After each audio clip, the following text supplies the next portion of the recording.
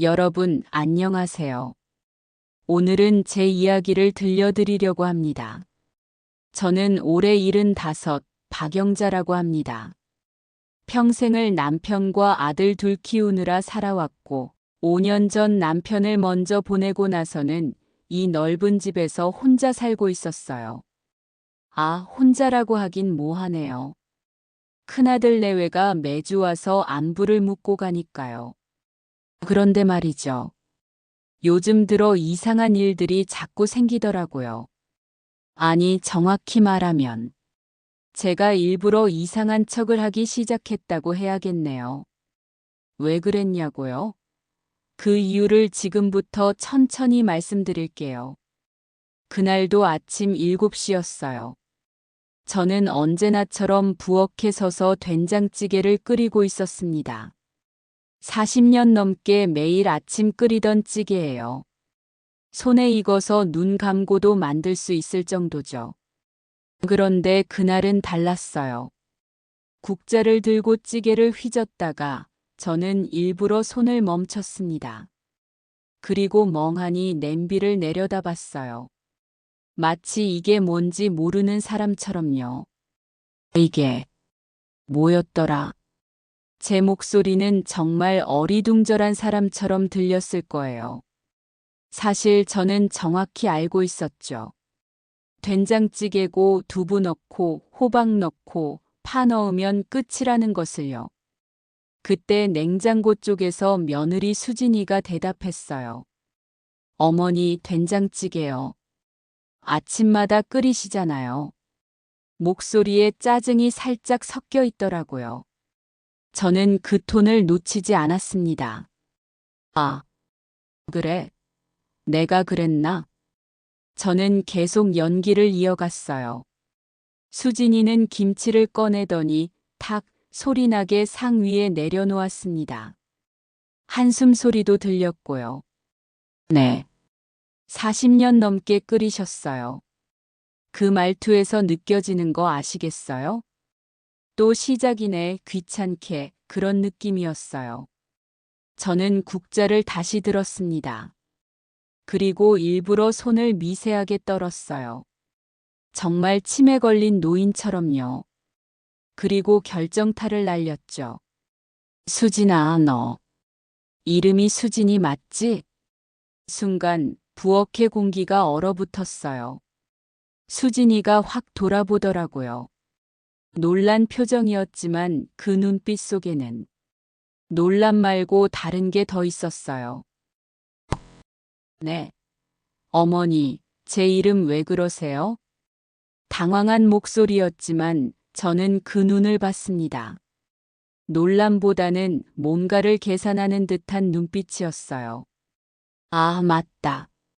수진이지. 갑자기 헷갈렸네. 저는 머리를 극적이며 어색하게 웃었습니다. 정말 치매 초기 환자가 자기 실수를 얼버무리듯이요. 수진이는 한동안 저를 뚫어지게 쳐다봤어요. 그리고는 휴대폰을 꺼내더니 뭔가를 검색하기 시작했습니다. 저는 그 모습을 슬쩍 보면서도 모르는 척했죠. 그녀가 검색하는 화면이 보였어요. 치매 초기 증상, 치매 테스트 방법, 요양원 비용. 마지막 검색어를 봤을 때 제 심장이 철렁 내려앉았습니다. 역시 제 예감이 맞았구나. 30년 전 그 며느리가 아니었어요. 여러분, 제가 왜 이런 연기를 시작했는지 궁금하시죠? 수진이는 30년 전 우리 집에 며느리로 왔어요. 그때는 참 순하고 예쁜 아이였습니다. 시집살이도 불평 없이 잘 견뎠고 저한테도 진심으로 잘해줬어요. 어머니, 제가 해드릴게요. 어머니, 편히 쉬세요. 어머니, 이거 드시고 싶으시다고 하셨죠? 그때 그 아이의 눈빛은 정말 따뜻했거든요. 그런데 언제부터였을까요? 한 2년 전부터였을 거예요. 수진이가 조금씩 달라지기 시작했어요. 여전히 겉으로는 친절했습니다. 과일도 사오고 안부도 묻고 청소도 도와주고요. 하지만 눈빛이 달랐어요. 제가 뭔가를 먹을 때 얼핏 스쳐가는 그 표정. 마치 저게 다 우리 돈인데 하는 듯한 눈빛. 제가 이 집 관리하기 너무 힘들다고 하면 어머니, 그럼 좀 더 작은 곳으로 옮기시는 게 어때요? 하며 눈을 반짝이는 모습. 아들 민호가 어머니 돈 필요하신 거 없으세요? 하고 물으면 옆에서 수진이가 살짝 찡그리는 표. 다 봤어요. 제가 다 봤습니다. 5년 전 남편이 세상을 떠났을 때 장례식장에서 수진이가 제 손을 꼭 잡으며 말했어요. 어머니, 이제 저희가 어머니 모실게요. 걱정 마세요. 그때는 정말 고마웠습니다. 그런데 장례식이 끝나고 한 달쯤 지났을 때였나요? 민호와 수진이가 찾아와서는 넌지시 물었어요. 어머니, 아버지께서 혹시 뭘 남겨놓으신 거 없으세요? 저희가 정리 좀 도와드릴까요? 혹시 통장이나 그런 거. 저는 그때 알아차렸습니다. 아, 이 사람들이 지금 뭘 찾고 있구나. 남편은 평생 말단 공무원이었어요. 겉으로 보기엔 그저 가난한 셀러리맨이었죠. 하지만 남편에게는 비밀이 하나 있었어요. 1990년대 초반, 남편은 친구와 함께 강남에 땅을 샀습니다. 당시 5천만 원이었어요. 저희 형편에는 엄청난 돈이었죠. 영자야, 이거 나중에 대박 날 거야. 우리 노후 자금이야. 남편은 그렇게 말하며 웃었어요. 그 땅이 지금 얼마인 줄 아세요? 50억입니다. 땅 세 필지 합쳐서요. 거기다 남편이 몰래 모아둔 비밀 통장도 있어요. 5억 원쯤 되죠. 남편은 돌아가시기 전에 제게 말했어요. 영자야, 이거 아이들한테 줘. 근데 조건이 있어. 진짜 너를 사랑하는 놈한테만 줘. 돈 때문에 달라붙는 놈들은 한 푼도 주지 마. 남편도 사람을 잘 봤거든요. 그래서 저는 결심했습니다. 며느리 수진이가 진짜 절 사랑해서 옆에 있는 건지, 아니면 이 집과 제 재산 때문에 친절한 척하는 건지 확인해 보기로요. 방법은 간단했어요. 제가 쓸모 없어지면 되는 거죠. 치매 걸린 늙은이가 되면 사람들의 본색이 나온다는 걸 저는 알고 있었거든요. 그래서 그날 아침부터 시작한 겁니다. 된장찌개를 잊어버린 척, 며느리 이름을 헷갈리는 척, 가스불을 끄는 걸 깜빡하는 척. 다 연기예요. 제 손가락을 보세요. 여기 반지가 하나 있죠? 작은 다이아몬드가 박힌 은반지예요. 이거 가짜입니다. 30년 전 수진이가 시집 올 때 저는 이 반지를 보여주며 말했어요. 수진아, 이거 내가 시집 올 때 시어머니한테 받은 거야. 너도 나중에 받을 거야. 대대로 내려오는 거거든. 수진이는 그때 눈을 반짝이며 어머니, 정말요? 너무 예뻐요. 했었죠. 하지만 이건 가짜예요. 2만 원짜리 모조품입니다. 진짜 반지는 따로 있어요. 안방 붙박이장 뒤에 숨겨둔 금고 안에 5캐럿짜리 다이아몬드 반지가 있습니다. 시가 3억 원쯤 될 거예요. 그게 진짜 우리 집안 갑오예요. 왜 가짜를 끼고 다니냐고요?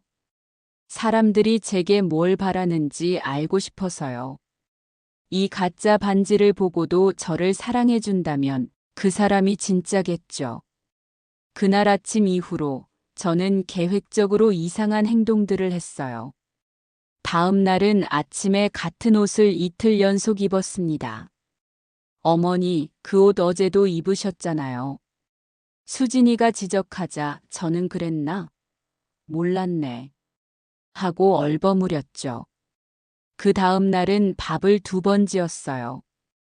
아침에 한 번 짓고 1시간 뒤에 또 지으려고 쌀을 씻었죠. 어머니, 밥 아까 하셨잖아요. 아, 그랬어? 내가 깜빡했네. 일주일쯤 지나니까 수진이의 태도가 달라지기 시작했어요. 처음엔 걱정하는 척 했습니다. 어머니, 병원 한번 가보시는 게 어때요? 요즘 자꾸 깜빡하시는 것 같아서. 하지만 그 눈빛은 걱정이 아니었어요. 마치 드디어라고 말하는 것 같았죠. 어느 날이었어요. 수진이가 화장실 간 사이 저는 그녀의 수첩을 슬쩍 봤습니다. 거기 이렇게 적혀 있더라고요. 대치동 단독주택 마이너스 평당 시세 1억 5,150평 약 23억 추정. 어머니 건강 상태 마이너스 치매 의심 병원 진단 필요. 요양원 알아보기 마이너스 월 500만 원 예상. 그 아래 빨간 펜으로 이렇게 써 있었어요. 집 팔면 23억 마이너스 요양원비 5년 20억 남음. 저는 그 글씨를 보는 순간 손이 떨렸어요. 이게 정말 30년을 함께 산 며느리의 생각이란 말인가. 그날 밤 저는 혼자 안방에 앉아서 오래 생각했습니다. 혹시 제가 잘못 본 걸까요?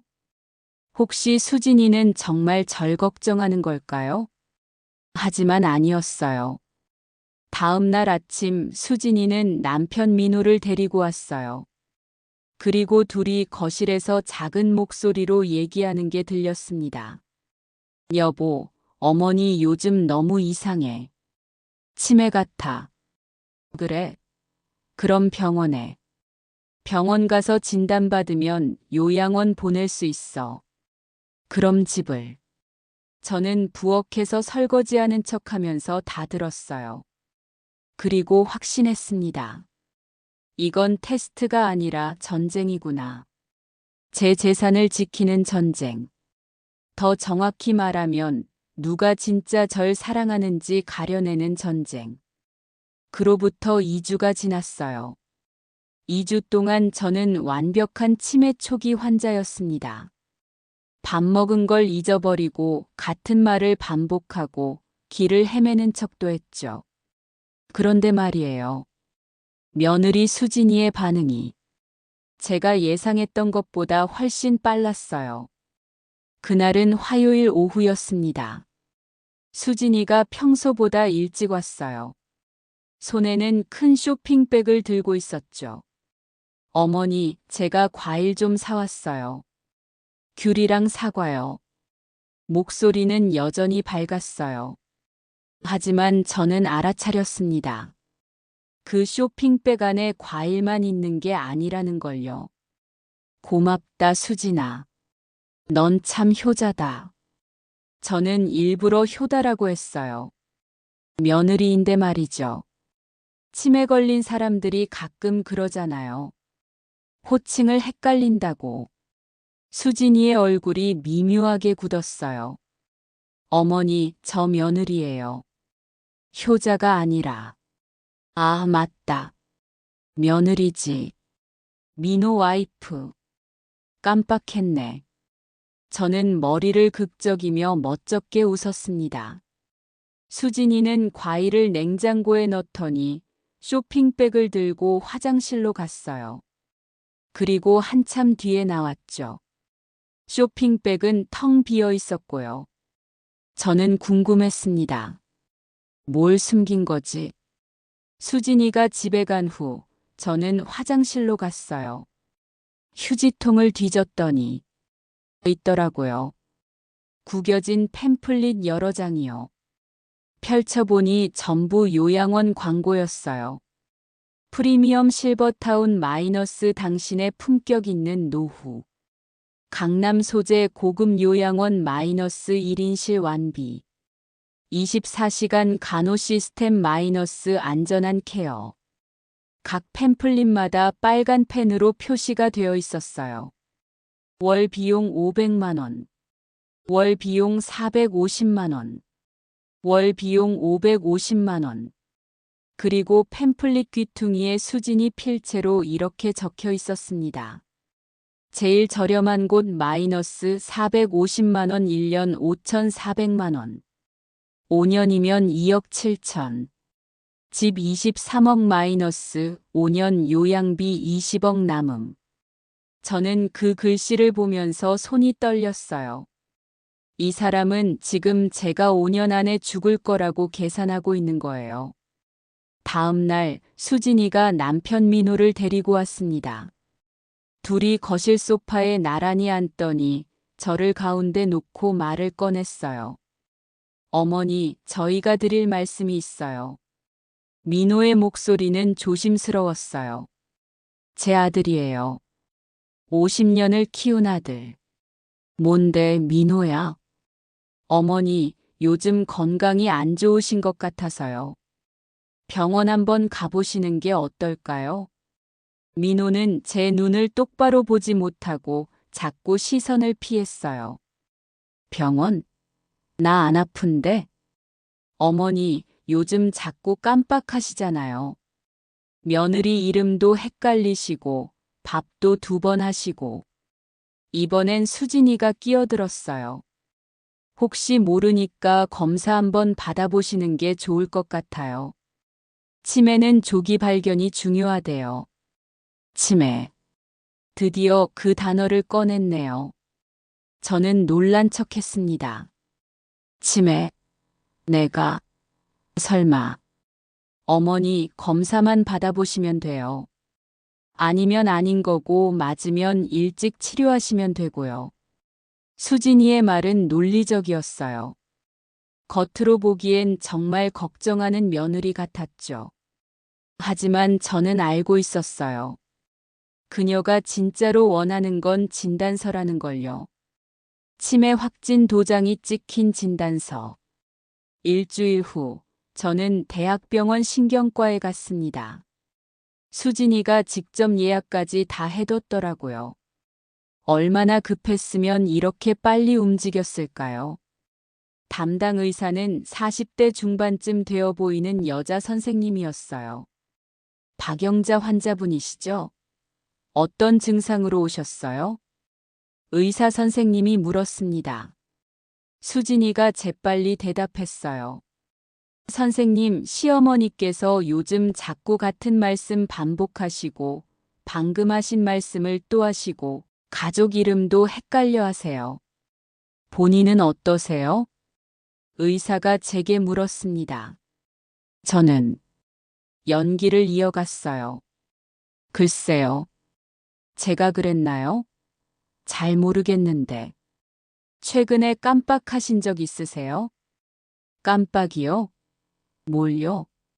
예를 들어 가스불을 끄는 걸 잊으신다든지. 아, 그런 건 원래 다들 그러는 거 아닌가요? 저는 일부러 멍하니 대답했어요. 의사는 여러 가지 검사를 시켰습니다. 오늘이 며칠이죠?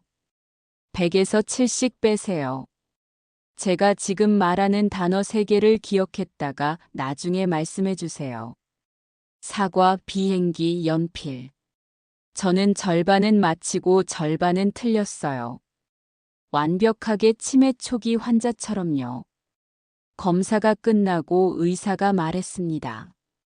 경도인지 장애 의심됩니다. 더 정밀한 검사가 필요해요. MRI 촬영하고 신경인지 검사도 받으셔야 할 것 같아요. 그 말을 듣는 수진이의 표정을 봤어요. 안도하는 표정이었어요.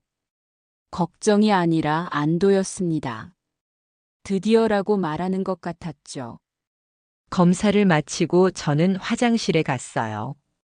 그리고 복도를 지나가는데 모퉁이에서 수진이와 민호가 속삭이는 소리가 들렸습니다. 저는 몸을 숨기고 귀를 기울였어요. 여보, 들었어? 의사가 치매 의심된대. 수진이의 목소리에는 흥분이 묻어 있었어요. 그래도 확실한 건 아니잖아. 민호는 여전히 우물쭈물했습니다. 무슨 소리야? 정밀 검사까지 받으래. 확진 나면 바로 요양원 알아봐야지. 요양원은 너무 빠른 거 아냐? 어머니가 원하시는지도 모르는데. 원하시든 말든 어쩔 수 없어. 혼자 계시면 위험하잖아. 가스불 실수로 켜놓으시기라도 하면 큰일 나. 그리고 솔직히 말해. 우리가 언제까지 어머니 뒷바라지 할 거야? 우리 애들 교육비도 만만찮은데. 저 집만 팔면 20억이야. 20억. 민수네는 손 벌리고 있고 우리만 고생하는 거 억울하지 않아? 민수네. 제 둘째 아들 민수 말이에요. 민수는 2년 전 지방으로 발령받아서 멀리 살고 있어요. 자주 못 오죠. 한 달에 한 번, 두 달에 한 번. 그래도 올 때마다 진심으로 걱정해 줬거든요. 엄마 괜찮으세요? 혼자 계셔서 외롭지 않으세요? 민수 며느리 미란이도 참 착해요. 못 올 때는 꼭 전화해서 안부를 묻고 명절에는 손수 담근 김치도 보내주고요. 그런 민수네를 두고 손 벌리고 있다니. 제 가슴이 철렁 내려앉았어요. 2주 후 정밀 검사 결과가 나왔습니다. MRI에는 별 이상이 없었어요. 신경인지 검사도. 사실 저는 일부러 점수를 낮춰서 받았죠. 의사가 결과지를 보며 말했습니다. 경도인지 장애로 보입니다. 치매 전 단계라고 보시면 돼요. 수진이가 바로 물었어요. 그럼 앞으로 어떻게 돼요? 사람마다 달라요. 어떤 분은 10년 넘게 이 상태를 유지하시기도 하고 어떤 분은 빠르게 진행되기도 하죠. 혼자 생활하시기 힘들까요? 지금 당장은 괜찮으시지만 보호자가 자주 확인해 주셔야 해요. 가스불, 현관문 같은 거요. 요양원은요? 수진이는 정말 기다렸다는 듯이 물었습니다. 의사는 잠시 망설이더니 말했어요. 아직은 일러요. 환자분께서 독립적인 생활이 가능하신 것 같은데. 하지만 혼자 계시면 위험하잖아요. 가족분이 자주 방문하시거나 같이 사시면 되죠. 저희도 생활이 있어서 매일 갈 수는 없고. 수진이는 끝까지 요양원 이야기를 밀어붙였어요. 저는 그 모습을 보며 생각했습니다. 아, 이 사람은 정말로 나를 보내려고 작정했구나. 병원에서 집으로 돌아오는 차 안. 민호가 운전하고 수진이가 조수석에, 저는 뒷좌석에 앉았어요. 어머니 괜찮으세요? 민호가 백미러로 저를 보며 물었습니다. 응, 괜찮아. 저는 창밖을 보며 대답했어요. 수진이가 민호에게 작은 목소리로 말했습니다. 여보, 오늘 저녁에 얘기 좀 해요. 무슨? 요양원 말이야. 진짜 알아봐야 할 것 같아. 알았어. 민호의 목소리는 지쳐 있었어요. 저는 창밖의 풍경을 보면서 생각했습니다. 내가 40년 동안 살았던 집, 남편과 추억이 가득한 집, 아이들 키운 집. 그 집을 저 사람들은 23억짜리 부동산으로만 보고 있구나. 집에 도착한 후 수진이는 저를 방에 모셔다 드리고는 거실로 갔어요. 저는 방문을 살짝 열어두고 엿들었습니다. 수진이가 노트북을 펼치는 소리가 들렸어요. 키보드 두드리는 소리도요. 1시간쯤 지났을까요? 저는 물 마신다는 핑계로 거실로 나갔어요. 어머니, 물 드릴까요? 아니야, 내가 마실게. 저는 부엌으로 갔다가 슬쩍 거실 쪽을 봤어요. 수진이의 노트북 화면이 보였습니다. 프리미엄 실버타운 입소 절차, 요양원 계약 시 필요 서류, 부동산 급매물 마이너스 빠른 계약 가능. 그리고 엑셀 파일이 열려 있었어요. 수입, 집 매각 23만 원. 어머니 예금 3만 원 추정. 합계 26만 원. 지출. 요양원 5년 2만 7천만 원. 민호 사업 자금 5만 원. 아파트 구입 10만 원. 예비비 3만 원. 합계 20만 7천만 원. 잔액. 약 5만 3천만 원. 저는 물을 쏟을 뻔했어요. 제가 살아있는데 벌써 돈을 다 나눠버렸네요. 그것도 요양원비는 딱 5년치만 계산해뒀어요. 5년 후엔 제가 어떻게 되든 상관없다는 거죠. 그날 밤 저는 혼자 방에 앉아서 한참을 울었어요. 목소리 안 나게 이불로 얼굴을 가리고요. 30년이에요. 30년을 함께 살았어요. 수진이가 처음 우리 집에 왔을 때가 어제 같은데, 그때 23이었던 그 아이가 이제 50이 다 되었고, 그동안 저는 그 아이를 진짜 딸처럼 여겼거든요. 명절 때 친정 못 가면 속상해 할까봐 먼저 보내주고, 아플 때는 밤새 간호해주고, 첫 아이 낳을 때는 산후조리 3개월을 직접 해줬어요. 그런데 이게 돌아온 답이에요. 23억짜리 부동산, 5년치 요양원비, 나머지는 자기들 목. 저는 그날 밤 확실히 깨달았습니다. 이건 테스트가 아니에요. 이건 전쟁이에요. 제 인생의 마지막 전쟁. 다음 날 아침 둘째 민수한테서 전화가 왔어요.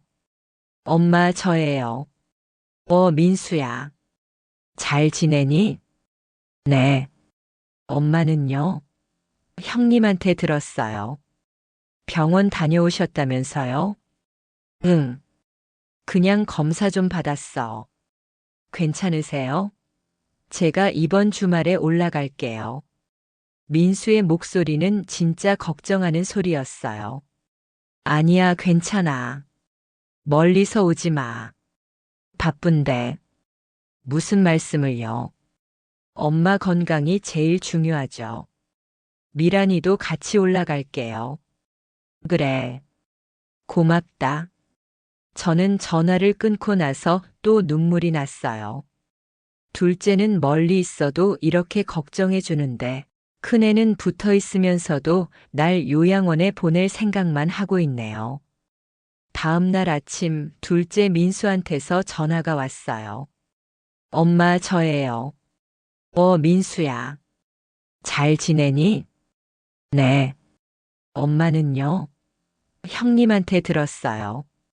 병원 다녀오셨다면서요? 응. 그냥 검사 좀 받았어. 괜찮으세요? 제가 이번 주말에 올라갈게요. 민수의 목소리는 진짜 걱정하는 소리였어요. 아니야, 괜찮아. 멀리서 오지 마. 바쁜데. 무슨 말씀을요? 엄마 건강이 제일 중요하죠. 미란이도 같이 올라갈게요. 그래. 고맙다. 저는 전화를 끊고 나서 또 눈물이 났어요. 둘째는 멀리 있어도 이렇게 걱정해 주는데, 큰애는 붙어 있으면서도 날 요양원에 보낼 생각만 하고 있네요. 그날 오후 수진이가 다시 왔어요. 어머니, 좋은 소식이 있어요. 무슨 좋은 소식인지 궁금했죠. 강남에 있는 프리미엄 실버타운이요. 제가 상담 예약 잡아놨어요. 이번 주 금요일에 같이 가봐요. 실버타운? 저는 모르는 척 했습니다. 네, 요양원이요. 근데 그냥 요양원이 아니라 정말 좋은 곳이에요. 시설도 최신이고 간호사들도 친절하대요. 나 거기 가야 해? 어머니, 혼자 계시면 위험하잖아요. 의사 선생님도 보호자가 자주 확인해야 한대요. 너희가 자주 오면 되잖아. 저희도 생활이 있어서 매일 올 수는 없고요. 차라리 전문가들이 24시간 케어해 주는 게 어머니한테도 좋아요. 수진이의 말은 논리적이었어요. 거부할 명분이 없게끔 완벽하게 포장되어 있었죠. 나 그런데 가기 싫은데. 구경만 하고 오세요. 마음에 안 드시면 안 가셔도 되고요. 거짓말이에요. 구경만 하고 올 리가 없죠. 이미 계약서 준비했을 겁니다. 요양원 가는 날 아침, 금요일 아침 9시, 수진이가 일찍 왔어요. 손에는 큰 가방을 들고 있었죠. 어머니, 오늘 상담 가는 날이에요.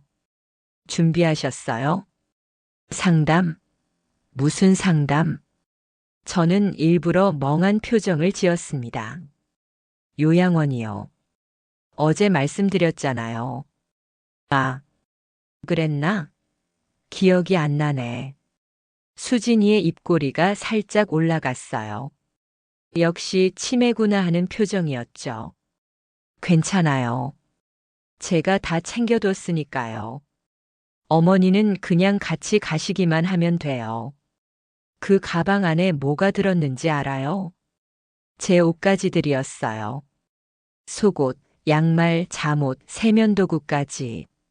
상담만 간다더니 벌써 짐을 다 싸왔더라고요. 수진아, 이건 뭐야? 아, 혹시 몰라서요. 어머니가 마음에 드시면 바로 입수하실 수도 있으니까요. 거짓말이에요. 이미 계약 다 해놨을 겁니다. 차로 30분쯤 달려서 도착한 곳. 프리미엄 실버타운 행복한 노을. 간판부터 화려했어요. 5층짜리 건물의 주차장도 넓고 정원도 잘 가꿔져 있었죠. 어머니, 여기에요. 예쁘죠? 수진이의 목소리는 밝았어요. 하지만 저는 알았죠. 저 밝음 뒤에 뭐가 숨어 있는지요. 로비로 들어가니 원장님이라는 분이 나왔어요. 50대 중반쯤 되어 보이는 여자분이었죠. 어머니, 어서 오세요. 최수진 보호자님 맞으시죠? 네, 그렇습니다. 수진이는 공손하게 인사했어요. 원장님은 저를 보며 환하게 웃었습니다.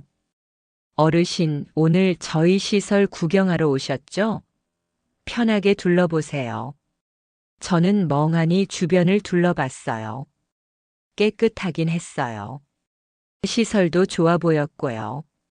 하지만 이건 제 집이 아니에요. 원장님의 안내로 시설을 돌아봤습니다. 1층에는 식당과 물리치료실, 2층에는 프로그램실과 도서관, 3층부터는 입소자들 방이었어요. 1인실은 이렇게 생겼어요. 원장님이 문을 열어 보여줬어요. 작은 방이었어요. 10평도 안 되어 보였죠. 침대 하나, 옷장 하나, 작은 책상 하나. 화장실도 딸려 있고요. TV도 있어요. 어때요? 괜찮죠? 수진이가 제게 물었습니다. 응. 근데 좁네. 제가 살던 집은 150평이에요. 마당도 있고 거실도 넓고 방도 3개나 됐죠. 이걸 어떻게 괜찮다고 할 수 있어요? 어머니 혼자 계시기엔 이 정도면 충분해요. 관리하기도 편하고요. 수진이는 제 의견 따위는 중요하지 않다는 투로 말했어요. 복도를 걷다가 다른 어르신들을 봤어요. 어떤 분은 휠체어에 앉아서 멍하니 창밖을 보고 계셨고 어떤 분은 간호사 손을 잡고 천천히 걷고 계셨어요. 다들 외로워 보였어요. 그중 한 분이 제게 말을 걸었습니다. 새로 오시는 분이에요. 70대 초반쯤 되어 보이는 할머니였어요. 통통한 체구에 인자한 얼굴이셨죠. 아, 아직은 구경만. 구경이라고들 하시죠. 근데 결국 다들 들어와요. 저도 그랬거든요. 그 할머니의 목소리에는 체념이 묻어 있었어요. 수진이가 재빨리 끼어들었습니다. 어머니 가세요. 원장님이 기다리셔요. 저를 재촉하며 그 할머니와 멀어지게 했죠. 왜 그랬을까요? 혹시 진실을 들을까봐 그랬을까요? 투어가 끝나고 원장실로 갔어요. 원장님이 서류를 꺼내며 말했습니다. 입소 절차는 간단해요. 서류 몇 가지만 작성하시면 되고요. 비용은 월 450만 원이에요. 450만 원. 수진이가 노트북에 적어뒀던 그 금액이에요. 보증금은 1,000만 원이고요. 나중에 퇴소하실 때 돌려드려요. 수진이는 고개를 끄덕였어요. 이미 다 알고 있다는 표정이었죠. 그럼 언제부터 입소 가능하세요? 원장님이 물었습니다. 수진이는 저를 보지도 않고 대답했어요. 오늘 당장 가능한가요? 네. 오늘이요? 제가 깜짝 놀라서 물었습니다. 어머니 괜찮으시죠? 어차피 집에 혼자 계시는 것보다 여기가 안전해요. 하지만 나는 어머니 의사 선생님도 보호자 필요하시대요. 저희가 매일 갈 수는 없고 여기가 제일 좋은 방법이에요. 수진이의 목소리는 단호했어요. 이미 결정한 거예요. 제 의견 따위는 듣지도 않을 거였죠. 결국 계약서를 쓰게 됐어요. 보호자 란에는 수진이가 사인했고 입소자 본인 란에는 제가 써야 했죠. 어머니 여기 사인하세요. 수진이가 펜을 건넸습니다. 저는 펜을 들고 한참을 멈췄어요. 이 사인을 하는 순간 40년을 살던 집에서 쫓겨나는 거예요.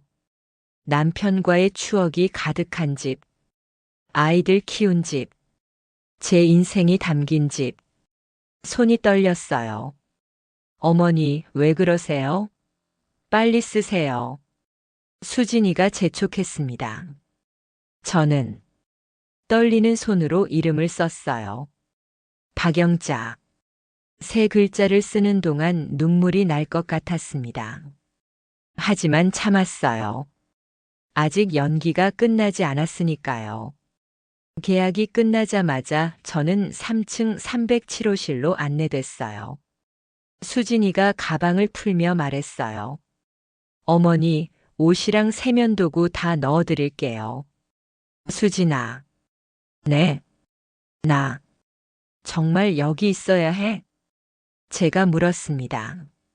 수진이는 잠시 손을 멈추더니 저를 보며 말했어요. 어머니, 이게 다 어머니를 위한 거예요. 여기가 안전하고 관리도 잘 해주시고 집에 혼자 계시는 것보다 훨씬 나아요. 말은 그렇게 하지만 눈빛은 차가웠어요. 이제 집은 우리 거야라고 말하는 것 같았죠. 짐을 다 정리한 후 수진이가 일어났어요. 어머니, 저는 이만 갈게요. 내일 다시 올게요. 벌써 가? 네, 저도 집에 가야죠. 어머니 걱정하지 마세요. 여기 간호사분들이 잘 챙겨주실 거예요. 수진이는 가방을 들고 문으로 향했어요. 그 뒷모습을 보는데 발걸음이 너무 가벼워 보였어요. 마치 짐을 내려놓은 것처럼요. 문이 닫혔어요. 그리고 저는 홀로 남겨졌습니다. 10평도 안 되는 작은 방. 낯선 침대, 낯선 옷장, 낯선 벽. 저는 침대 끝에 앉아서 한참을 그대로 있었어요. 창밖으로는 다른 건물들이 보였어요. 집에서는 하늘과 마당이 보였는데 지금은 회색빛 콘크리트만 보이네요. 얼마나 앉아 있었을까요? 노크 소리가 들렸어요. 어르신 저녁 식사 시간이에요. 간호사분이 문을 열고 들어왔습니다. 아, 네. 식당은 1층이에요.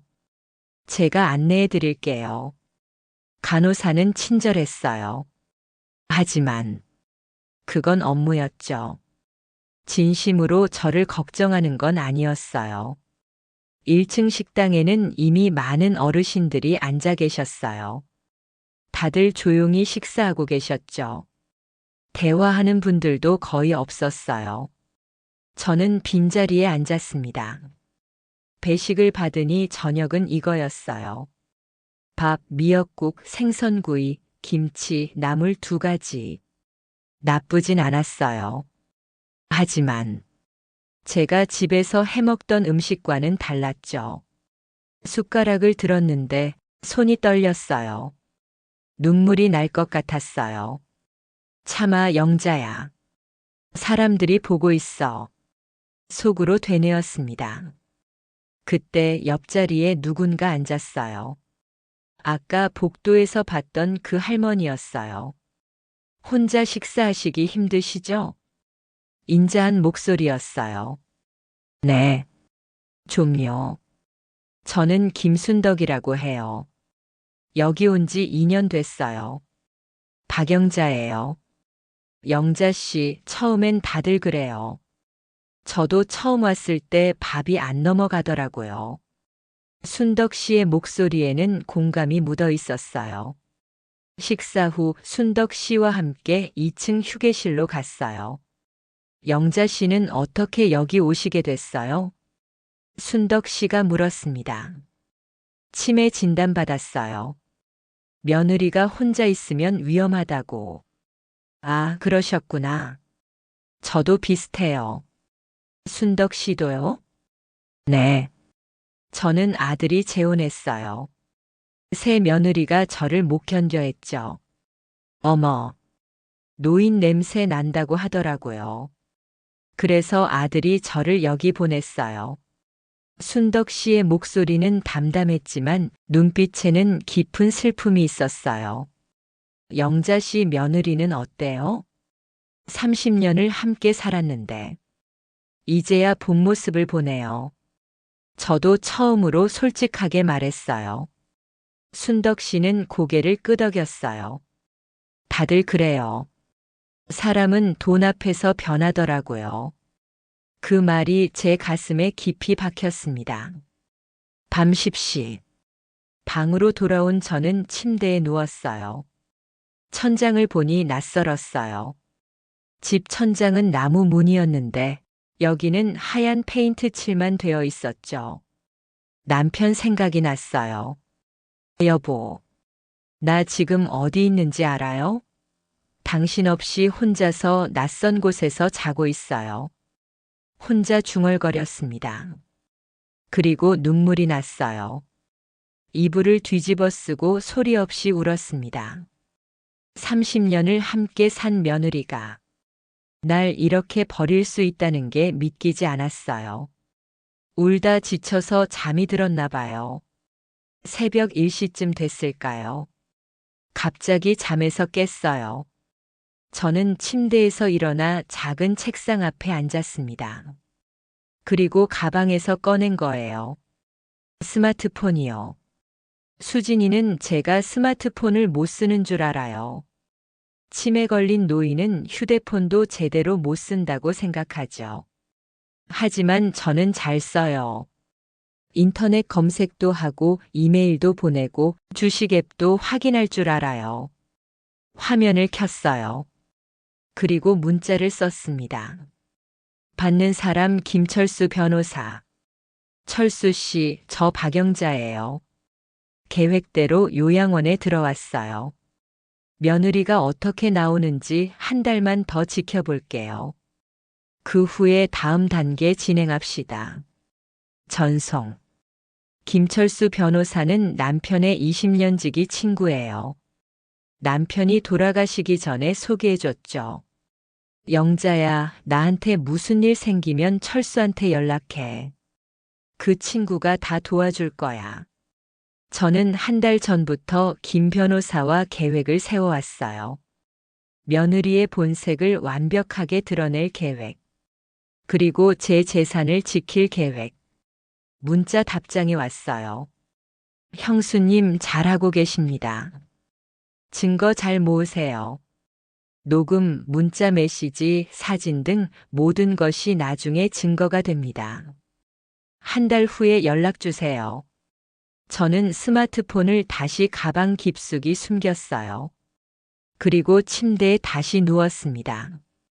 다음 날 아침, 간호사가 방문을 두드렸어요. 어르신 아침 식사 시간이에요. 네. 저는 일부러 천천히 일어났어요. 마치 어디가 아픈 것처럼요. 식당으로 가는 복도에서 일부러 비틀거렸어요. 어르신 괜찮으세요? 간호사가 부축했습니다. 어지러워서. 천천히 가세요. 식당에서는 순덕 씨가 기다리고 있었어요. 제 옆자리를 비워뒀더라고요. 영자 씨, 여기 앉으세요. 고마워요. 식사를 하는데 저는 일부러 숟가락을 떨어뜨렸어요. 어머, 미안해요. 괜찮아요. 제가 가져다 드릴게요. 순덕 씨가 새 숟가락을 가져다 줬어요. 그런데 그때 순덕 씨가 제 눈을 가만히 보더니 작은 목소리로 속삭였어요. 영자 씨, 혹시 일부러 그러시는 거예요? 그 한마디에 제 심장이 멈추는 줄 알았습니다. 그런데 말이에요. 순덕 씨의 눈빛을 보는 순간 저는 직감했어요. 이 사람은 제 편이 될 수 있겠구나. 아침 식사를 마치고 저와 순덕 씨는 복도 한쪽 구석으로 갔어요. 다른 사람들이 없는 곳이었죠. 영자 씨, 솔직하게 말해주세요. 치매 아니시죠? 순덕 씨가 조용히 물었습니다. 저는 한참을 망설였어요. 30초? 1분? 그리고 고개를 끄덕였습니다. 어떻게 아셨어요? 숟가락 떨어뜨리실 때 봤어요. 일부러 손을 비틀어서 떨어뜨리셨잖아요. 역시 들켰네요. 그리고 어젯밤에요. 영자 씨 방 앞을 지나가는데 불빛이 보이더라고요. 핸드폰 화면 빛이요. 치매 환자가 그렇게 정확하게 문자를 보낼 리 없죠. 순덕 씨는 관찰력이 뛰어난 분이셨어요. 왜 그러시는 거예요? 왜 일부러 치매인 척? 저는 깊게 한숨을 쉬었습니다. 그리고 모든 것을 털어놓기로 했어요. 복도 끝 작은 휴게실. 우리 둘만 있었어요. 저는 처음부터 다 말했습니다. 며느리가 2년 전부터 달라졌다는 것. 집을 노리고 있다는 것. 요양원비를 딱 5년치만 계산해 뒀다는 것. 그래서 일부러 치매 연기를 시작했다는 것. 그리고 남편이 남긴 50억의 재산이 있다는 것까지. 순덕 씨는 제 이야기를 끝까지 들었어요. 중간에 한마디도 끊지 않고요. 다 듣고 나서 순덕 씨가 말했습니다. 영자 씨 잘하고 계세요. 네. 며느리 본색을 확인하려는 거잖아요. 정말 잘하고 계세요. 순덕 씨의 눈빛이 반짝였어요. 순덕 씨는 제 편이 되어 주실 수 있나요? 당연하죠. 사실은요. 순덕 씨도 할 말이 있다는 표정이었어요. 저도 영자 씨랑 비슷해요. 순덕 씨가 입을 열었습니다. 아까 말했죠? 아들이 재혼해서 새 며느리가 절 못 견뎌 했다고. 네, 기억해요. 근데 사실은요. 제가 일부러 더 심하게 행동했어요. 네. 냄새 나는 음식 일부러 방에 놔뒀고, 빨래도 일부러 안 하고, 같은 옷 이틀씩 입고. 새 며느리가 절 더 싫어하게 만들었어요. 왜 그러셨어요? 순덕 씨는 씁쓸하게 웃었어요. 제 아들이요. 첫 번째 와이프가 죽었을 때 그때 본색이 나왔거든요. 어떻게요? 장례식 끝나자마자 보험금 얘기부터 했어요. 아내 죽은 지 3일 만에요. 그걸 보고 알았죠. 아, 이 애가 돈밖에 모르는구나. 제 가슴이 아팠어요. 그래서 재혼할 때 저는 일부러 정신 나간 시어머니 연기를 했어요. 새 며느리가 절 빨리 내보내게요. 왜요? 같이 살 수도 있었잖아요. 영자 씨, 저한테도 재산이 있어요. 많진 않지만 15억쯤 돼요. 아파트 2채하고 예금이요. 어머, 아들한테 줄 생각 없어요. 그 애는 돈만 알지 엄마는 모르니까요. 차라리 제가 원하는 곳에 기부할 거예요. 순덕 씨의 눈빛은 단호했어요. 그래서 영자 씨 말 들으니까 제 이야기 같아서 도와드리고 싶어요. 순덕 씨가 제 손을 꼭 잡았습니다. 도와주신다니. 고마워요. 우리 같이 해요. 우리를 버린 자식들한테 우리도 본때를 보여줍시다. 그 순간 저는 느꼈어요. 혼자가 아니구나. 이 싸움을 함께 해줄 사람이 있구나. 그럼 순덕 씨 부탁 하나만 해도 될까요? 뭔데요? 며느리가 올 때마다 제 연기를 도와주세요. 제가 정말 치매 걸린 것처럼요. 당연하죠. 제가 옆에서 더 심하게 만들어 드릴게요. 순덕 씨가 환하게 웃었어요. 그날부터 우리는 팀이 됐습니다. 요양원에 들어온 지 3일째 되는 날, 수진이가 처음으로 면회를 왔어요. 오후 2시쯤이었나요? 어머니, 저 왔어요. 수진이는 과일 바구니를 들고 있었어요. 겉으로 보기엔 효녀였죠. 아, 수진아. 왔니? 저는 침대에 앉아 있다가 천천히 일어났어요. 일부러 비틀거리면서요. 어머니, 괜찮으세요? 제가 부축해 드릴게요. 수진이가 제 팔을 잡았어요. 하지만 그 손길이 따뜻하지 않았어요. 의무적이었죠. 여기 생활은 어떠세요? 잘 모르겠어. 밥은 잘 드세요? 밥? 오늘 먹었나? 저는 일부러 헷갈리는 척 했어요. 수진이의 입꼬리가 살짝 올라갔습니다. 역시 치매가 맞구나 하는 표정이었죠. 그때 마침 간호사가 들어왔어요. 보호자님이시죠? 어르신 상태에 대해 말씀드릴 게 있어요. 네, 말씀하세요. 수진이의 태도가 달라졌어요. 다른 사람 앞에서는 완벽한 효녀 연기를 하더라고요. 어르신이 가끔 밤에 배회하세요. 화장실 찾는다고 복도를 걸어 다니시는데. 어머, 정말요? 위험한데. 그래서 저희가 밤에 자주 체크하고 있어요. 그리고 식사 시간에도 가끔 헷갈려 하세요. 어머니 상태가 많이 안 좋으신가 봐요. 수진이의 목소리에는 걱정이 묻어 있었어요. 하지만 저는 알았죠. 그건 걱정이 아니라 확신이라는 걸요. 드디어 치매가 확실해졌구나 하는 안도감이었죠. 보호자님께서 자주 오셔서 얼굴 보여주시면 도움이 될 거예요. 간호사가 말했습니다. 네, 자주 오겠습니다. 수진이는 그렇게 대답했지만 저는 알았어요. 절대 자주 안 올 거라는 걸요. 간호사가 나간 후 수진이가 잠깐 화장실에 간다고 나갔어요. 저는 귀를 기울였습니다. 복도에서 수진이의 목소리가 들렸어요. 전화 통화하는 소리였죠. 여보, 나야.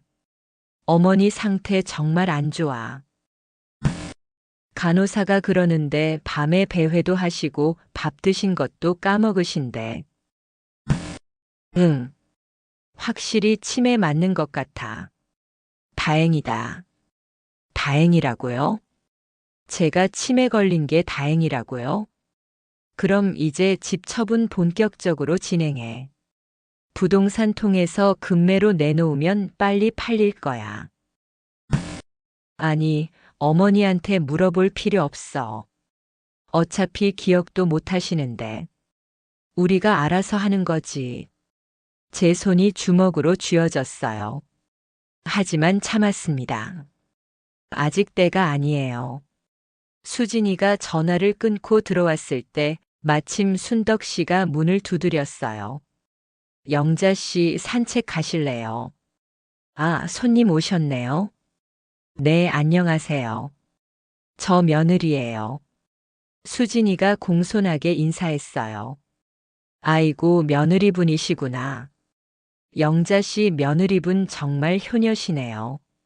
매일 오시나 봐요? 순덕 씨가 일부러 물었습니다. 아, 네. 자주 오려고 해요. 수진이는 어색하게 웃었어요. 부럽네요. 저는 아들이 한 달에 한 번도 안 와요. 순덕 씨가 씁쓸하게 말했어요. 아, 그러시구나. 안 됐네요. 수진이는 별 관심 없다는 투로 대답했죠. 순덕 씨와 저는 눈빛을 교환했어요. 계획대로 가고 있다는 신호였습니다. 수진이는 30분쯤 있다가 일어났어요. 어머니, 저는 이만 갈게요. 또 올게요. 그래, 조심해서 가. 수진이가 가방을 들 때 저는 일부러 손을 들어 올렸어요. 그 손에는 가짜 반지가 끼워져 있었죠. 수진이의 눈이 그 반지로 갔어요. 순간적으로요. 어머니, 그 반지 아직 끼고 계시네요. 응? 이거? 네, 그거 나중에 저한테 주신다고 하셨잖아요. 수진이의 목소리에는 욕심이 묻어 있었어요. 아, 그랬나? 기억이 안 나네. 괜찮아요. 나중에 천천히 얘기해요. 수진이는 그렇게 말하고 나갔습니다. 하지만 저는 봤어요. 문을 나가면서 그녀가 한 번 더 제 손을 본 것을요. 탐욕스러운 눈빛으로요. 수진이가 간 후 순덕 씨가 제 방으로 왔어요. 영자 씨 봤어요? 며느리분 표정. 네, 봤어요.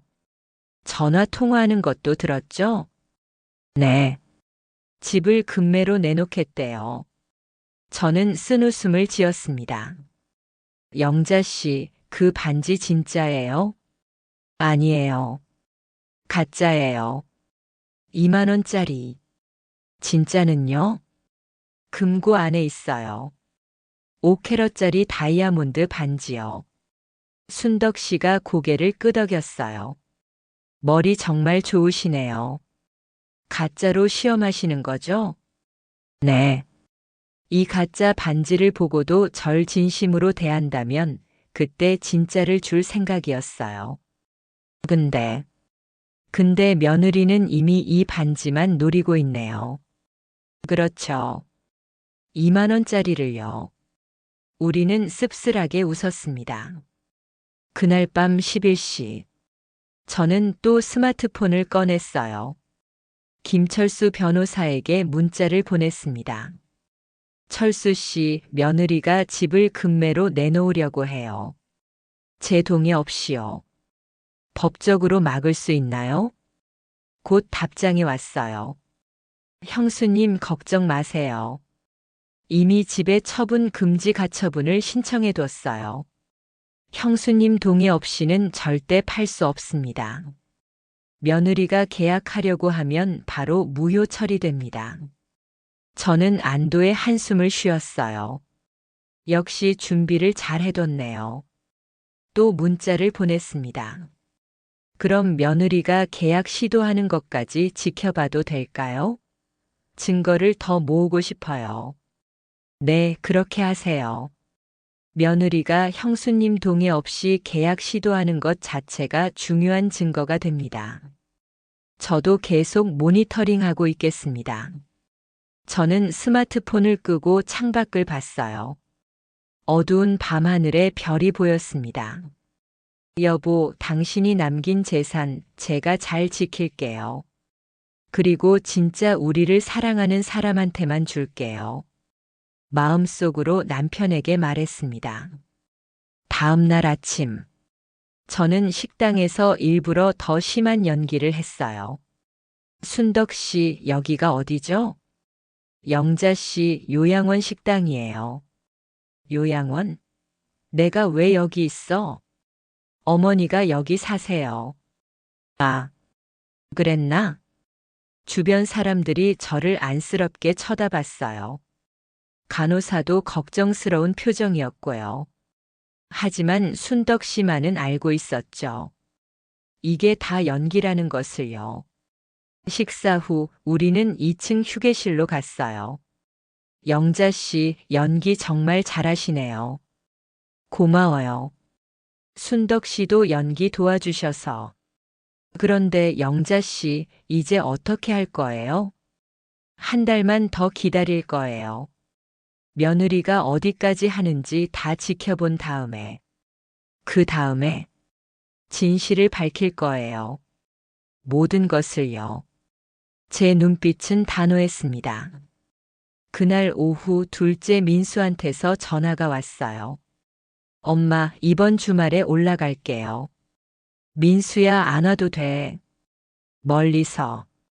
무슨 말씀이세요? 엄마 요양원 계신다는데 당연히 가야죠. 미란이도 같이 갈게요. 민수의 목소리는 진심으로 걱정하는 소리였어요. 그래. 고맙다. 전화를 끊고 나니 순덕 씨가 물었어요. 둘째 아드님이에요? 네. 주말에 온대요. 둘째 며느리는 어때요? 미란이요? 착해요. 진짜 착해요. 한 번도 제게 불평한 적 없어요. 그럼 그 집은 왜 멀리 사나요? 일 때문에 지방으로 갔어요. 2년 전에요. 아, 그래서 큰아들 내외만 가까이 있었구나. 순덕 씨가 고개를 끄덕였어요. 순덕 씨, 주말에 민수가 오면 제 진짜 모습을 보여줘도 될까요? 당연하죠. 둘째 아드님은 다르잖아요. 네. 민수는 믿을 수 있어요. 저는 확신했습니다. 요양원에 들어온 지 2주째 되던 날 모든 것이 폭발했어요. 며느리가 드디어 본색을 완전히 드러낸 거죠. 그날 아침 순덕 씨가 급하게 제 방으로 뛰어왔어요. 영자 씨, 큰일 났어요. 부동산에서 전화 왔대요. 영자 씨 집이 매물로 나왔다고요. 제 심장이 쿵 내려앉았어요. 드디어 시작했구나. 간호사가 영자 씨한테 물어보려고 했는데 며느리가 전화해서 제가 처리할게요 라고 했대요. 제 동의도 없이요. 저는 화장실에 간다며 김철수 변호사에게 급히 문자를 보냈어요. 철수 씨, 며느리가 집을 매물로 내놨어요. 곧 답장이 왔죠. 예상대로네요. 며느리가 계약하려고 하면 제가 바로 개입하겠습니다. 그날 오후 수진이한테서 전화가 왔어요. 어머니, 집 관리 너무 힘드시죠? 제가 좋은 사람 찾았어요. 집 사겠다는 분이요. 수진아, 나는 아직 집에 가고 싶은데. 어머니, 치매 환자가 혼자 사실 수 없어요. 저희가 알아서 할게요. 전화가 끊겼어요. 3일 후 김철수 변호사가 문자를 보내왔어요. 현장 확인했습니다. 며느리가 부동산 중개인 매수자와 계약서 작성 중이었습니다. 제가 개입했고 계약은 무효 처리했습니다. 그런데 며느리가 금고를 발견한 것 같아요. 제 심장이 철렁했어요. 변호사가 보낸 사진을 봤어요. 수진이가 안방 붙박이장 뒤에 숨겨진 금고 앞에 무릎 꿇고 앉아 비밀번호를 누르고 있었어요. 다음 날 아침 수진이가 다급하게 요양원으로 왔어요. 어머니, 안방에 금고가 있던데요. 비밀번호가 뭐예요? 금고. 무슨 금고? 붙박이장 뒤에 숨겨진 금고요. 비밀번호 알려주세요. 나는 모르는데. 그 주말 드디어 둘째 민수가 며느리 미란이와 함께 왔어요. 엄마, 괜찮으세요? 민수의 목소리는 진심으로 걱정하는 소리였어요. 순덕 씨가 눈짓했어요. 이제 말씀하세요 하는 눈빛이었죠. 민수야, 미란아. 너희한테 할 말이 있어. 사실은 나 치매 아니야. 저는 처음부터 끝까지 다 설명했어요. 형수가 어떻게 변했는지, 일부러 치매 연기를 했다는 것, 그리고 50억의 재산이 있다는 것까지. 엄마, 형수가 그렇게까지. 미안하다, 민수야. 아니에요, 엄마. 제가 형님한테 말할까요? 아니야. 아직은 안 돼. 형수가 더 큰 실수를 할 때까지 기다려야 해. 금요일 새벽 3시. 갑자기 방문이 거칠게 열렸어요. 어머니, 비밀번호 알려주세요. 수진이었어요. 술 냄새가 났죠. 무슨 비밀번호? 금고요. 나는 몰라. 거짓말 마세요. 수진이가 제 팔을 거칠게 붙잡았어요. 아팠어요. 수진아, 아파. 그때 순덕 씨 목소리가 들렸고 수진이는 황급히 나갔어요. 하지만 제 팔에는 빨간 멍이 들어 있었죠. 어머, 이거 사진 찍어야 해요. 순덕 씨가 급히 핸드폰으로 찰칵찰칵 찍었어요. 다음 날 아침 수진이가 남편 민호와 함께 왔어요. 어머니, 그 금고 비밀번호 정말 모르세요? 민호가 조심스럽게 물었어요. 몰라, 민호야. 그럼. 나도 모르겠네. 어머니, 제발요. 그 안에 뭐가 있는지만 알려주세요. 수진이의 목소리가 커졌어요. 나는 정말 몰라. 거짓말. 어머니가 치매 걸린 척 하는 거 다 알아요. 순간 방 안의 공기가 얼어붙었어요. 어제 새벽에 봤어요. 어머니가 스마트폰 보고 계신 거요. 왜 그러셨어요? 우릴 시험한 거죠? 맞아. 저는 더 이상 숨기지 않았어요. 치매 아니야. 일부러 그런 거야. 너희가 날 진짜 사랑해서 옆에 있는지 확인하려고. 그래서요. 결과가 어떻게 나왔어요? 너희는 실패했어. 너희는 날 사랑하지 않아. 내 집과 돈만 사랑하지. 금고 안에 뭐가 있냐고. 땅 문서가 있어. 강남 땅 3필지. 50억. 그리고 비밀 통장 5억. 55억이야. 55억. 수진이와 민호가 동시에 숨을 멈췄어요. 어머니, 그럼 우리한테 줄 생각 없어. 너희한테는 한 푼도 안 줄 거야. 그때였어요. 수진이가 갑자기 제 목을 붙잡았어요. 비밀번호 알려주세요. 숨이 막혔어요. 그 순간 문이 벌컥 열렸어요. 뭐 하는 겁니까? 김철수 변호사였어요. 30분 후 우리는 요양원 1층 상담실에 모였어요. 변호사가 사진들을 꺼냈어요. 제 팔에 멍, 목에 손가락 자국들이었죠. 이건 어제 새벽 3시에 찍은 사진입니다. 그리고 이건 오늘 아침 폭행 직후 사진이고요. 변호사가 태블릿을 꺼내 CCTV 영상을 재생했어요. 수진이가 제 목을 조르는 장면이 또렷하게 나왔죠. 그리고 이것도 있습니다. 변호사가 핸드폰으로 녹음 파일을 재생했어요. 여보, 어머니 상태 정말 안 좋아. 다행이다. 요양원비 5년치만 계산하면 돼. 수진이의 목소리였어요. 순덕 어르신께서 녹음해 주셨습니다. 변호사가 수진이의 수첩 사진도 보여줬어요. 집 매각 23억, 요양원비 5년 2억 7천, 남은 돈 20억. 보호자가 어르신 생존 기간을 5년으로 계산한 겁니다. 이제 진실을 말씀드리겠습니다. 박영자 어르신은 치매가 아닙니다. 모든 것이 연기였습니다. 저는 천천히 일어났어요. 더 이상 늙은이처럼 걷지 않았죠. 똑바로 당당하게요. 수진아, 30년이야. 30년을 함께 살았는데 이게 내 진심이었구나. 저는 손가락에 가짜 반지를 빼서 탁자에 놓았어요. 30년 전에 말했잖아. 이거 내게 물려준다고. 그리고 가방에서 진짜 반지를 꺼냈어요. 5캐럿 다이아몬드가 번쩍였죠. 이게 진짜야. 내가 끼고 싶어 했던 건 2만 원짜리 가짜였어. 모두가 숨을 멈췄어요. 그리고 55억. 한 푼도 안 줄 거야. 법적으로 상속권이.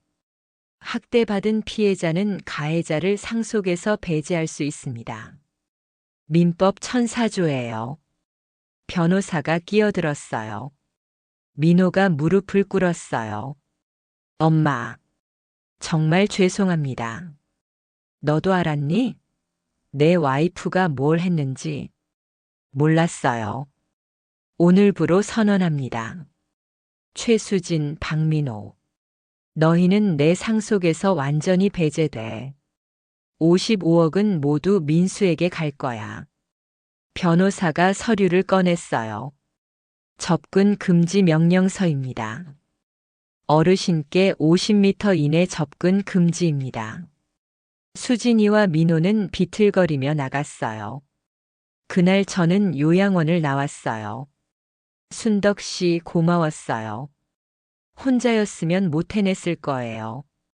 저도 영자 씨 덕분에 용기 얻었어요. 저도 아들한테 한 푼도 안 줄 거예요. 15억 기부할 거예요. 우리는 서로를 꼭 안았어요. 집으로 돌아가니 민수와 미란이가 기다리고 있었어요. 엄마, 어머니, 우리가 청소했어요. 엄마 오실 거 알고요. 그날 저녁 오랜만에 집에서 미란이가 차려준 밥을 먹었어요. 식사 후 저는 금고 앞으로 갔어요.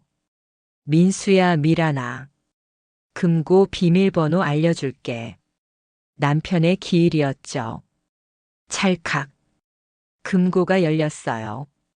안에는 땅 문서 3장, 통장, 그리고 5캐럿 다이아 반지가 있었어요. 민수야, 이제 이거 다 내 거야. 엄마, 저희는 돈이 필요해서 효도한 게 아니에요. 알아. 그래서 주는 거야. 미란아, 이리 와봐. 저는 진짜 반지를 미란이 손가락에 끼워줬어요. 30년 전에 수진이한테 약속했던 거야. 진짜 며느리에게 주겠다고. 넌 진짜 내 딸이야. 미란이가 울기 시작했어요. 일주일 후 저는 김덕수 박영자 재단을 만들었어요. 20억을 출연했죠. 간 이식 필요한 환자들 돕고 병원비 없는 노인들 도울 거예요. 남편이 원했던 거예요. 6개월 후 봄이 왔어요. 저는 마당에서 꽃을 가꾸고 있었어요. 민수네 가족과 함께 살고 있었죠. 할머니, 손주들이 뛰어왔어요. 어머니, 차 드릴게요. 미란이가 따뜻한 차를 가져왔어요. 어머니, 저 둘째 가졌어요. 어머, 정말? 저는 미란이를 꼭 안았어요. 1년이 지나고 어느 날 민호가 집 앞에 서 있었어요. 많이 수척해져 있었죠. 엄마, 죄송하다고. 그 말 하러 왔어요. 민호가 무릎을 꿇었어요. 정말 죄송합니다. 저는 한참을 그를 내려다봤어요. 민호야, 일어나. 안 들어올 거야? 거실에서 민호와 마주 앉았어요. 수진이랑 이혼했다며? 네. 지금은 작은 회사 다니면서 반성하고 있어요. 엄마, 저 다시는 그런 짓 안 해요. 민수한테 다 주는 거 맞아. 넌 스스로 일해서 살아. 대신 명절에는 와. 네, 엄마. 당연해요. 민호는 달라졌어요. 진짜로 변했더라고요. 2년이 지나고 순덕 씨한테서 연락이 왔어요. 영자 씨, 저도 재단 만들었어요. 15억 기부하기로 했어요. 순덕 씨 대단해요. 5년이 흘렀어요. 저는 지금 80살이에요. 건강하게 민수네 식구들과 함께 살고 있죠. 재단은 지금까지 500명을 도왔어요. 간 이식 환자들, 병원비 없는 어르신들을요. 오늘 아침 마당에서 남편이 심었던 장미가 피었어요. 여보, 봤어요? 올해도 폈어요. 당신이 남긴 선물 잘 썼어요. 진짜 필요한 사람들한테요. 바람이 불었어요. 남편이 대답하는 것 같았어요. 잘했어, 영자야. 여러분, 사람의 진심은 돈 앞에서 나와요. 그리고 진짜 가족은 피가 아니라 마음으로 이어져요. 75년을 살면서 배운 거예요. 늦었지만 후회는 없어요. 진짜 사랑하는 사람들과 함께 하니까요. 여러분도 행복하세요. 진심으로요. 이게 제 이야기였어요. 75년을 살면서 가장 힘들었지만 가장 잘한 선택이었어요. 진심을 확인한 거요. 여러분도 용기 내세요. 당신의 진짜 가족을 찾으세요. 구독과 좋아요 부탁드립니다.